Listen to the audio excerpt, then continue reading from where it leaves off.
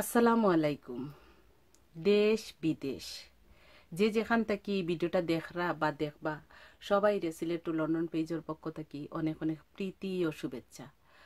আশা করি আপনারা ভালো আছেন, সুস্থ আছেন, আনন্দে আছেন। আপনি আমরা সবরা জানরাম দেশ এখন কঠিন অবস্থার মধ্যে দিয়ে পার কররা।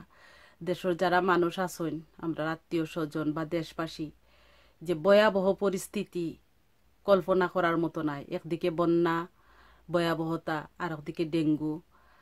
তো যাই হোক, এটা তো বিপদ আইছে, এর চেয়ে বেশি পেরেশানি আমরা যারা প্রবাসী আছে, বাইরে আছি, দেশের বাইরে, তারা আরো বেশি চিন্তা। কামও করা লাগে অন টাইমে, আবার চিন্তা করা লাগে সকালে ঘুম থেকে উঠিয়ে ফোন লাগান লাগে যে কোনো বিপদ হইল কিনা, পানি নামলো কিনা, পানি ক্ষতি করছে কিনা, বা কেউ তাপ হইল কিনা। নর্মাল তাপ হইলেও আমরা টেনশন থাকে যে আল্লাহ ই তাপ হইল কিনা, ডেঙ্গু হয়ে গেল কিনা। কালকে দেখলাম নিউজও 165 জন সিলেট ধরা পড়ছে ডেঙ্গু, যা কল্পনা করা যায় না। আর বিগত যে বন্যা হইছিল, বন্যার মধ্যে তো অনেক জায়গা আমরা কল্পনা করতে পারছি না এইটা জায়গায় পানি উঠবো। এখন দেখা যায় যে সিলেটের উপর শহর, এটা তো তুরাতুরি পানি হইতো আগে, এখন তো আরো বেশি। তারপরে মৌলভীবাজার তো ভয়াবহ অবস্থা, যা আগে কল্পনা করা গেছে না। মানুষের সারা জীবনের খামাই করিয়া ঘরবাড়ি বানাইছেন, ফার্নিচার কিনছেন, পানিতে সব শেষ। আর ডেঙ্গুর আতঙ্ক তো মহামারী, এটা তো আর বলার অপেক্ষা রাখে না, আপনারা সবাই জানরা। বন্যা যেভাবে হোক আমরা ক্ষতিগ্রস্ত হয়েছে, আমরা কামাই করিয়া বন্যার ওভারকাম করতাম পারমু, বা বিভিন্ন জনের সাহায্য সহযোগিতা কররা। আমরা ব্যক্তিগতভাবে হয়তো বা দলীয়ভাবে পারলাম না, কিন্তু ব্যক্তিগতভাবেও আমরা সবাই চেষ্টা করছি এবং করলাম যে যতটুকু সাহায্য করা যায়। আর এবার ক্ষতি যে দলীয়ভাবে বিভিন্ন চ্যারিটি মাধ্যমে তোলাটা একটু ডিফিকাল্ট, কারণ সবাই তো ক্ষতিগ্রস্ত, কে কারে সাহায্য করত। তার চেয়ে ভয়াবহ অবস্থা হইল এখন ডেঙ্গুর প্রতিরোধে সরকার বিভিন্ন পদক্ষেপ নিছে। পাশাপাশি দেহকা অনেকেই অনেক সুযোগ সন্ধান নিয়ে হলে মন্তব্য করছেন যে দেহকা যে ডেঙ্গুতে বাংলাদেশও মৃত্যুর সংখ্যা কম তুলনামূলকভাবে অন্য দেশের। তো আমার কথা হইল তান্তান্ডে জিকাই যে যতজন মারা গেছেন, আপনার দৃষ্টিতে এইগুলো কম মরছেন নি? আমরা বাংলাদেশের মতো একটা দেশও এতগুলো মানুষ মারা যাওয়া কম মরছেন আপনার দৃষ্টিতে লাগছে? আরো বেশি মরতো। যাই হোক, এরপরে দেখো আরো কিছু কেউ তামসা চাইরা যে পরিষ্কার জায়গা ঝাড়ু দিয়া ক্যামেরাম্যান নিয়া যে আগে মানুষের সচেতন করতা কিতা, মানুষের জীবন বাঁচাইতা কিতা, ক্যামেরাম্যান দিয়া মিডিয়াত প্রচার করা, পরিষ্কার জায়গা সানগ্লাস লাগাইয়া, বাহ। তো এইগুলো নাটক করার দরকার নাই। মানুষের যখন মৃত্যুর সাথে খেলা শুরু হয়ে গেছে, মানুষের যখন যান জীবন লইয়া টানাটানি করছে, আপনারা প্লিজ এটা গেম খেলানি বাদ দিন, মানুষের জিন্দেগি নিয়া, মানুষের লাইফ নিয়া। আর আর একটা দেখোকা যে ওষুধ ছিটানি, ওষুধের বিভিন্ন সরকারে আমদানি করছে, ঠিক আছে, কিন্তু ওষুধ এমনভাবে ছিটানি ওর যে যেগুন ডেঙ্গুতে মারা গেছইন তারা তো মারা গেছইন, যারা আক্রান্ত হয়েছে তারা তো ট্রিটমেন্ট কররাই, কিন্তু যারা আক্রান্ত হইছইন না তার এমনভাবে ছিটানি ওর, ডেঙ্গুর ওষুধ ছিটানি ওর যে মানুষের উপরে উপরে, মানে তোমরা যেগুলো আক্রান্ত হয়েছো না ওগুলো অন্য কোনো কারণে অসুস্থ হয়ে যাও। তো এইরকম প্রতিরোধ হয়নি। এইগুলো তো আসলে খুবই কষ্টকর। কালকে দেখলাম যে 11 জন মৌলভীবাজারের একটা স্কুলও ডেঙ্গুর মশার ওষুধ ছিটাতে গিয়া 11 জন বাচ্চা অসুস্থ হয়ে গেছে। 11 জন রে ক্লিনিকও নেওয়া লাগছে। এই বাচ্চারা তো ডেঙ্গুতে আফেক্ট হয়েছে না, ওষুধর লাগি। তো ওখান বালা করতে গিয়া বুড়াই শুরু হয়ে গেছে।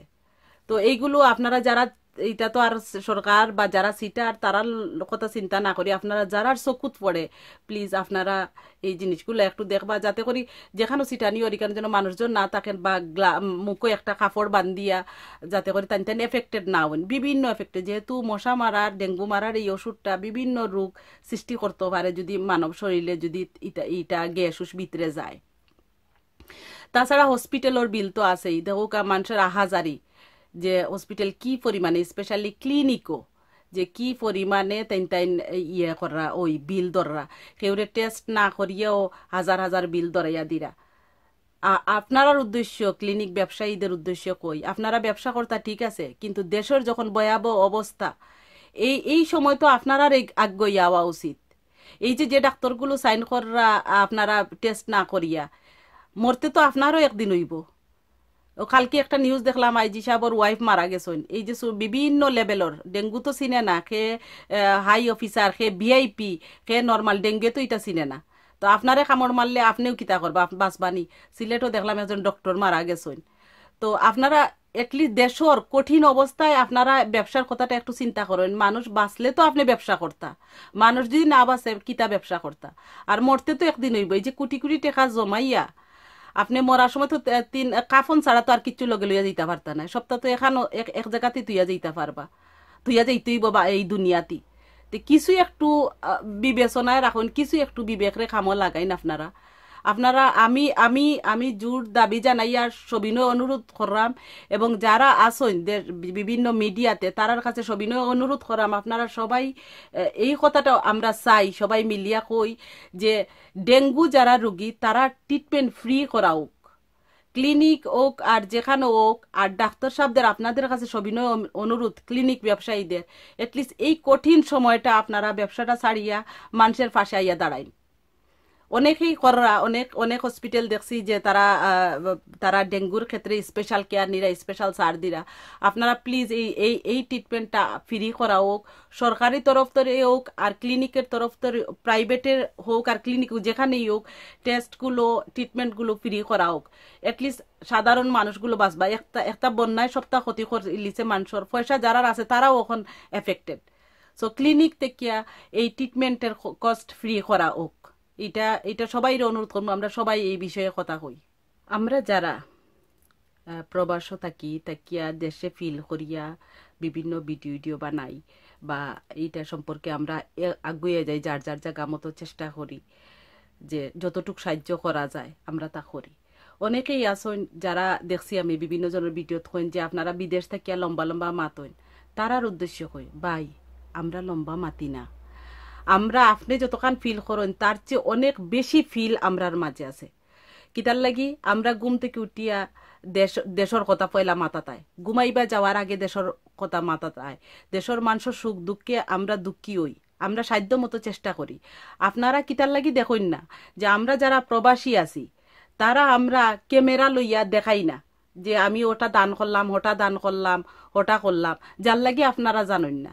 প্লিজ আপনারা ইটা কথা কইবা না। আমরা বিদেশিরা যারা আছি তারা চেষ্টা করিয়া যাইতেই আছি। কেউ কেউ আমরা চুপচাপ বই থাকি না আর খালি লম্বা লম্বা মাত মাতি না। আপনারা প্লিজ ইটা কইয়া কষ্ট দিবা না। দেশর লাগি যদি কোনোদিন আল্লাহ করেন আপনারা বাইরে আইন, দেশর বারে আইন, তখন বুঝবা যে প্রত্যেকটা মুহূর্ত দেশর লাগি কান্দে। আমি আইছি, আমার মা বাবা ভাই বোন আত্মীয় স্বজন বন্ধু বান্ধব সব কিন্তু দেশ। সো দেশর লাগি মায়াটা বেশি। শরীরটাই কেন পড়ি রইছে, বডিটা পড়ি রইছে, কিন্তু হৃদয়টা হার্টটা পুরা বাংলাদেশ। তো ইটা আপনারা কইবা না, ইটা কইলে বড় কষ্ট লাগে। আর সব শেষে আমি আমার তিনটা কথাই এই ভিডিওর মাধ্যমে আমি সবার কাছে কইতাম চাই। একটা হইলো যে বন্যার বিশেষ করে দেখছি যখন কোনো কঠিন পরিস্থিতির সৃষ্টি হয়, ইউকেতে দেখছি তারা চ্যারিটি অর্গানাইজ করেন ফেসবুকের মাধ্যমে। আসলে এইবার এখন পর্যন্ত দেখছি না। আপনারা যদি সম্ভব হয় প্লিজ চ্যারিটিটা অর্গানাইজ করা যায় কিনা অনলাইনে করিয়া বন্যাতদের, আমরা বন্যাতে যারা এফেক্টেড হয়েছেন তারারে, প্লাস হইলো যে যারা ডেঙ্গু আছেন তারা কোনো সাহায্য সহযোগিতা করা যায় কিনা। আর 2 নম্বর হইল যে আমাদের যে ডেঙ্গুর যে ভয়াবহতা এখন দেশ ওর, এইটা ট্রিটমেন্টটা সরকারি তো আছে, পাশাপাশি যে ক্লিনিকগুলো আছে সমস্ত বাংলাদেশে এই ট্রিটমেন্টটা ফ্রি করা হোক। যারা অনলাইনে আছেন তারা প্লিজ আপনারা যদি একমত হইন, আপনারা প্লিজ এই ব্যাপারে একটু কথা কইন। সবে কথা কইলে হয়তো বা এই ট্রিটমেন্টটা ফ্রি হয়ে যেতে পারে। তো ফ্রি হয়ে গেলে হাজার হাজার মানুষের জীবন বাঁচবো, কষ্ট বাঁচবো। বন্যার ডেঙ্গুর পাশাপাশি দেওগা কোনো কিছু তো থামিয়া থাকে না। এই দুনিয়া তো তার নিয়ম মতোই চলে। সামনে ঈদ আইছে, কুরবানি ঈদ। প্রতি বছর কুরবানি ঈদ আমরা দেখি যে কুরবানি আসলে আমরা আল্লাহরে খুশি করার লাগি দেই, কিন্তু আমাদের মাঝে অনেকেই আসেন যে দেখানির লাগি ভিডিও করিয়া খে বড় গরু কিনলা, খে কত টাকা দামর গরু কিনলা, এইটা প্রচারে ব্যস্ত। এরপরে মাংস কাটা কুরবানি দেওয়ার পরে গরিবরে কিছু অংশ দেন, কিন্তু বেশিরভাগ অংশ যায়গি অনেকের ফ্রিজও, বড় রান বড় ফুড়ির বাড়ি, ছোট রান ছোট ফুড়ির বাড়ি। তো ইলা প্র্যাকটিস আমরার অনেকেই আছে, সবর না বাট অনেকেরই আমরার আছে। তো এইবার আমার সবার কাছে বিনীত অনুরোধ, ঠিক আছে, আল্লাহরে খুশিও করতাম, কিন্তু যারা জিত আছেন তারাও, ঠিক আছে, যারা যারা 3টা 4টা কুরবানি দিরা, আপনারা একটু বিবেচনা করবা। আমি তো আর এটা কইতে পারি না যে আপনারা দিন না যেন বা এই টাকাটা গরিবরে দিলাইন। আপনারা একটু বিবেচনা করবা। আপনার কাছে আমার আর্জি থাকলো, অনুরোধ থাকলো, যারা 4টা 5টা গরু দিরা, তারা যদি কিছু একটু কমাইয়া দিয়া এই টাকাটা গরিব মানুষের যারা এই এই ডেঙ্গু চলের, বন্যা চলের, তারা যদি একটু হেল্প করেন, তে আমার মনে হয় আল্লাহ খুশি হইতে পারেন। এটা আমার ব্যক্তিগত ধারণা, ব্যক্তিগত অনুরোধ। আপনারা বিবেকের দরজায় একটু আমি করা নাড়লাম যে আপনারা যদি সম্ভব হয়, আমরা এটা বড় গরু মিডিয়াত না দেখাইয়া, আর বড় যারা করেন তারার কাছে অনুরোধ যে এটা না দেখাইয়া না করিয়া, যদি 4টা 5টা গরু না দিয়া যদি কিছু একটা দিলা, বা এরপরে বাকি টাকাটা যদি এই গরিবদের বাঁচাইতে সাহায্য করেন আর তাদের পাশে দাঁড়াইন, তাইলে হয়তোবা আল্লাহ এর চেয়ে দুগনা ফলও দিতে পারে। তো আপনার বিবেকর দরজায় আমার বিনীত এই অনুরোধটা আপনারা বিবেচনা করবা। কুরবানির কথাটা আপনারা একটু বিবেচনা করিয়া দেখুন যেন, যে ঠিক আছে, যারা কয়েকটা গরু দিরা তারা কমাইয়া গরিবদের পাশে বা যারা ক্ষতিগ্রস্তদের পাশে আমরা দাঁড়াইতাম পারি কিনা, আমরা এই চেষ্টাটা করা যায় কিনা। আপনারা বিবেকের দরজায় আমার এই আর্জিটা থাকলো। সবাই ভালো থাকুন, সুস্থ থাকুন, আনন্দে থাকুন। আল্লাহ হাফিজ। আপনার আমার সিলেট টু লন্ডন সাবস্ক্রাইব করতে ভুলবা না, আর ঘন্টি তো অবশ্য অন করতে ভুলবা না।